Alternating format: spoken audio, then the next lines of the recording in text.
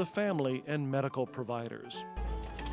For Susan Davis, the advanced planning her parents did helped ease the pain of their passing. It gives you the knowledge that, it's going to be okay.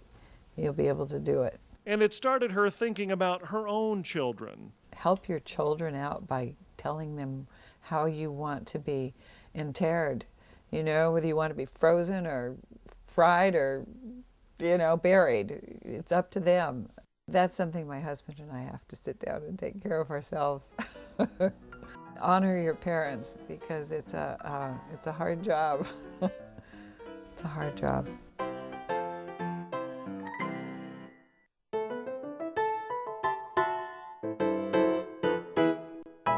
My mother has a living will. Does she still have to designate someone to make medical decisions for her? My father's finances are a mess, but he won't accept help from anyone. How can I get legal authority to intervene? My mother refuses to fill out any healthcare directives. She says I know what she wants. Is that enough for doctors and hospitals? Tough questions, tough decisions, but dealing with them is one of your most important caregiving tasks. Attorney Lois Kelly works for Elder Law and Advocacy. She helps families navigate a thicket of estate planning forms, including advanced directives. Your parents should have a will or a trust. They should also have an advanced health care directive, and they should have a financial power of attorney. It's very, very important. A will is the person's wishes to distribute their property after their death. A will is only valid after the elder dies.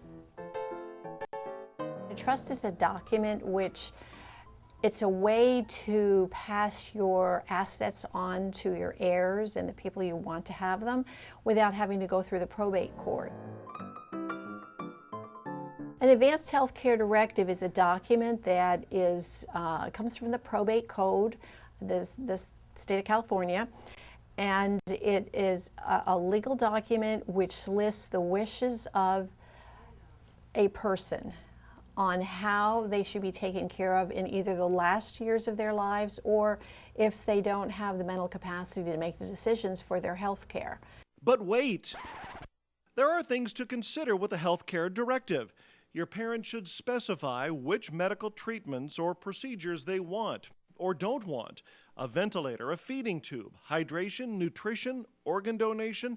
The more specific, the better. When I have people in here to sign these advanced health care directives, I always have a very large pause on this one, because people will sit there and they'll say, well, I suppose I shouldn't really have them keep me. And I always say, this is your wish. If you want them to turn the hospital upside down to try to get you better, that's your wish.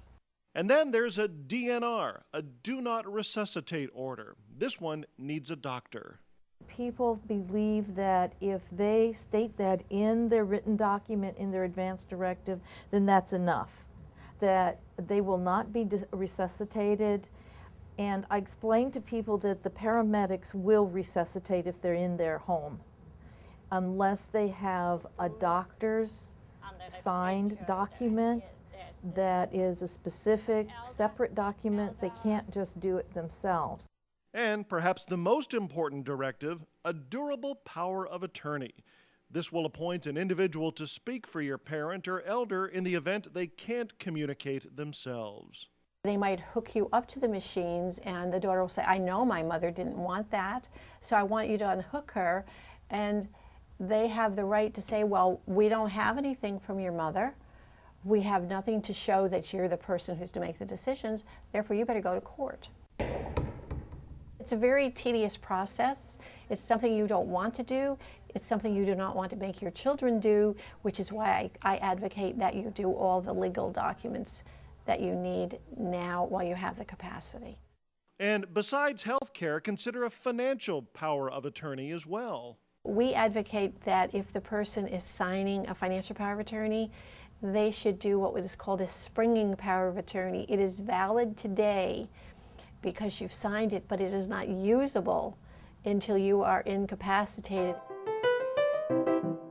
So, the forms have been filled out, but you're not finished yet. The directives should be kept in a safe place that's easy to find, and copies should be given to your parent's doctor, the person named in the durable power of attorney, and healthcare facilities that'll be treating your parent. So you've made out this legal document, and then you need to share it with people. Because sometimes people don't share then what they've put in writing or what they've done about their end-of-life decisions. It's also something that you don't want to put away in a safety deposit box and not tell anybody, because that's as good as not having one. Check with the County Office of Aging and Independent Services for information on getting the forms. And remember, advance directives are not set in stone. They can be revised and updated at any time. Get informed, get a game plan, know your parents' wishes, and support their decisions. And so if you take the time to write out the durable power of attorney, to have the conversation with the people who are your agent, the people who care about you, who are going to have to make these decisions for you, and then make sure that they have a copy of this, and make sure everybody has a copy of this, you can be assured that what you want to happen towards the end stage of your life will be in fact what you're asking for. It's so important. It helps your family take care of you. I cannot tell you how much grief you are saving your family by doing this.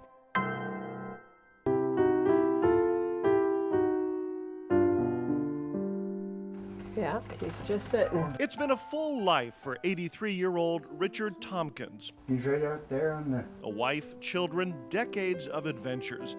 And now, his final chapter. He's nibbling on the grass now. At home, doing the things he loves. Go back and sit down? Yeah, I suppose. Many people are like Richard Tompkins. They would prefer to die a quiet death at home.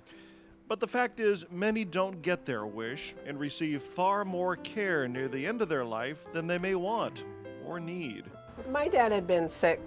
He was actually hospitalized for 6 months at one point, and it was a scary time, and I think that they realized that something needed to be put in place in case that would happen again. Sisters Cheryl Leap and Diana Blake both agreed it was time to step in.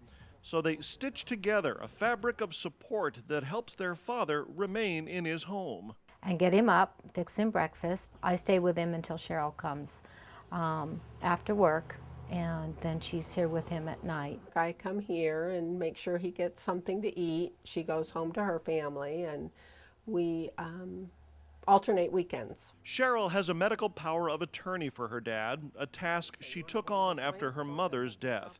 It was a stressful time, especially for Diana. Okay. Good job. It was very hard for me because they had talked to Cheryl, and Cheryl knew what they wanted. And so for me, hearing it for the first time, it was difficult. The sisters worked together to arrange the legal details for their dad, and meant talking with him about his death and his wishes for end-of-life care. It wasn't easy. My sister would have a different view on things than I would. I know it would be very difficult for her to make that type of decision. Ready? Yeah. Set? Okay. Up. Up we go. In the emotion of the situation, you can't let your emotions take over because you need to know. You need to know what it is they want. And no matter how hard it is, you need to open that conversation up with them and find out. Watch the wall. Clear decisions and plans swept their home clean of personal cobwebs, and it has united this family. I'd say so. Oh, I do too. Mm-hmm. Definitely. Yeah. It's. And I feel like Cheryl and I have been a team the whole way through. I'll put the chair back. Everyone on the team should know the game plan, including doctors. I know all his doctors. I handpicked them myself. I trust them all. I trust their knowledge. I know they would be straight with me, and I know that they would help me make the decision I needed to make. Talk with the doctors before